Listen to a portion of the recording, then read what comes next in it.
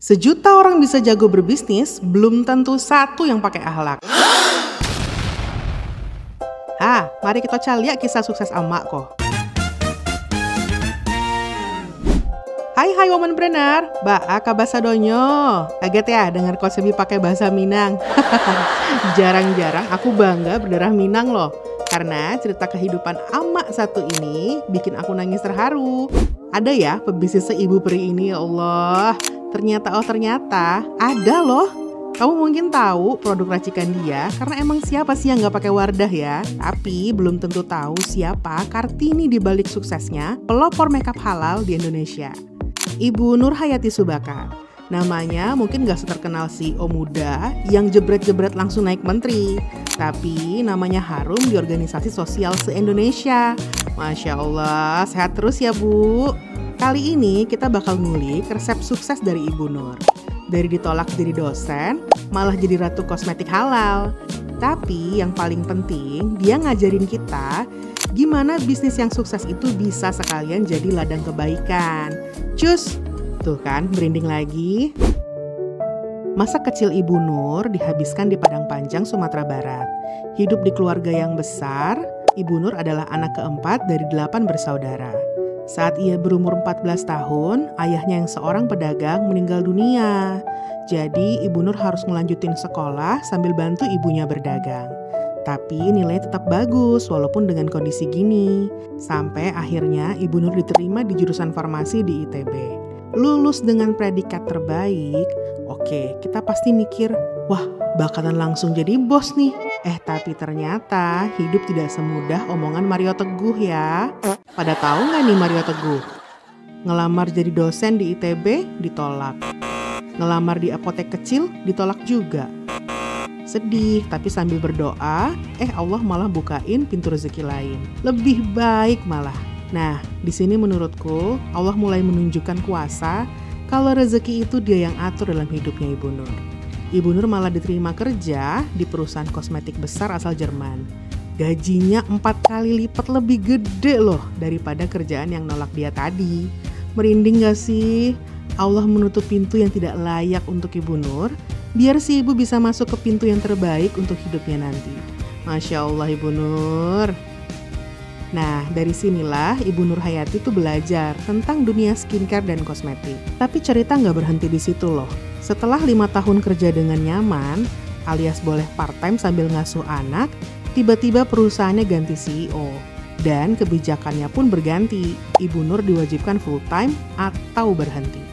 Setelah pikir panjang, Ibu Nur pilih buat berhenti. Dan sambil nyobain bikin home industry sendiri di rumah. Tahun 1985, Ibu Nur mulai menjual produk sampo khusus salon dengan merek dagang Putri. Dan dalam setahun, dibantu dengan tetangganya untuk ngejualin dari salon ke salon, produk ini tuh laku keras. Karena samponya emang berkualitas, tapi harganya kompetitif. Biar semua kalangan tuh bisa beli produk yang bagus. Keren ya? Sampo Putri ini tuh makin laris manis, sampai Bu Nur bisa memberdayakan 25 karyawan dalam 5 tahun kemudian. Tapi ujian datang di tahun 1990. Rumah dan pabrik kecilnya terbakar habis. Tapi justru kejadian ini tuh makin membulatkan hatinya Bu Nur, bahwa visi bisnisnya itu bukan untuk ngejar cuan doang, tapi harus membawa kebermanfaatan bagi banyak orang. Kalau mikirin diri sendiri mah dalam kondisi ini ya mending tutup aja bisnisnya. Kan suaminya gajinya udah gede saat itu. Tapi itulah yang bikin Ibu Nur spesial. Dengan kondisi keuangan yang minus, di mana dia ada hutang dengan supplier, dan dia menopang kehidupan 25 karyawannya, ia memberanikan diri untuk mengajukan kredit usaha kecil. Dia mengajukan 50 juta. Malah dikasih 150 juta karena timingnya itu pas banget dengan instruksi dari pemerintah untuk menggalakkan industri kecil. Nggak sampai setahun kondisinya balik normal lagi dan malah bisa bangun pabrik yang lebih gede lagi. Tahun 1995, Wardah hadir untuk membantu muslimah biar punya makeup halal. Jadi kalau lagi pakai makeup dan mau wudhu nggak perlu dihapus lagi tuh makeupnya. Tapi jalan nggak semulus itu ya, karena saat launching marketnya tuh belum ready.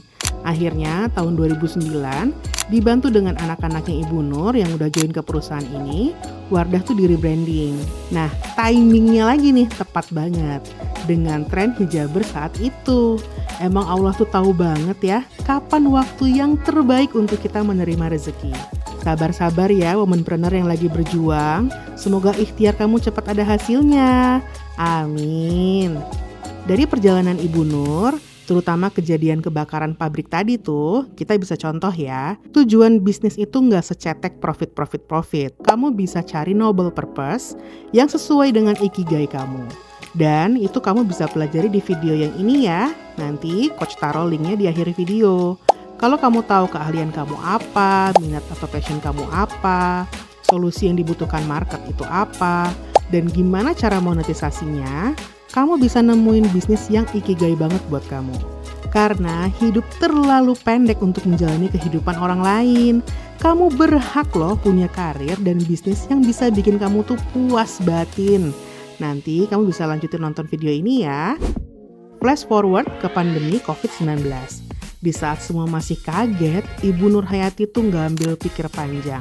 Langsung berbagi 40 miliar buat bantu penanganan COVID-19 di 40 rumah sakit di seluruh Indonesia. Ini tuh bukti nyata dong bahwa dampak dari bisnis itu bisa sangat luas kalau dipimpin dengan hati yang lapang. Bisa dibilang ini adalah aksi nyata dari visi beliau yang jauh melewati batas. Dan perusahaan ini pun punya program CSR yang banyak, makanya terkenal di dunia kegiatan sosial. Kalau ke masyarakat aja bisa seibu peri itu, apalagi sama karyawan mereka ya. Dengar-dengar, mereka tuh sampai membiayai pendidikan anak-anaknya karyawan loh. Ada program umroh gratis segala lagi. Keren nggak tuh? Mirip dengan didikan mamanya Coach Sebi, sedekah itu nggak bikin kita miskin. Ini nyata banget kejadian di kehidupan Bu Nur. Setelah keluar 40 miliar tadi, nggak sampai beberapa bulan, uangnya udah balik lagi.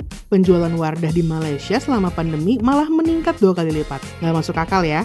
Tapi rezeki sebesar ini tuh nggak bikin keluarga ini tuh flexing kemana-mana. Nggak ada tuh noraknya OKB dari awal bisnis sampai sekarang. Keluarga Subakat ini tuh terkenal banget dengan hidup sederhana, tapi CSR-nya yang mewah. Masya Allah, semoga kita bisa contoh ya. Minimal nih keluarin zakat 2,5% deh. Itu yang wajib dulu aja dah. Mudah-mudahan Allah ganti dengan segala kebaikan untuk kamu dan bisnismu. Nah, dari cerita Ibu Nur Hayati, kita tahu setiap kegagalan atau halangan itu bukanlah titik terakhir ya, tapi awal dari sesuatu yang lebih besar dan lebih baik. Semoga kita semua bisa mengikuti jejak beliau dengan mengusahakan bisnis yang gak cuma buat dompet kita aja, tapi juga untuk kebahagiaan banyak orang. Dah lah, berasa jadi mamah dede dari tadi. Kalau kamu mau belajar lebih banyak, kamu bisa subscribe channel ini, karena Coach Sebi seneng banget bisa bantu banyak womanpreneur, mau yang masih part-time alias bisa sambil kerja, ataupun yang udah full-time womanpreneur. Dan jangan lupa share video ini ke womanpreneur lainnya. Ilmu jangan diumpetin guys, mending jadi amal jariah ya nggak sih? Amin. Sampai ketemu di video berikutnya. Bye! Apapun yang terjadi, tetap semangat. Esok hari kan berganti, tetap semangat. Masa depan telah menanti, tetap semangat, tetap semangat, tetap semangat. Apapun yang terjadi. Bye bye.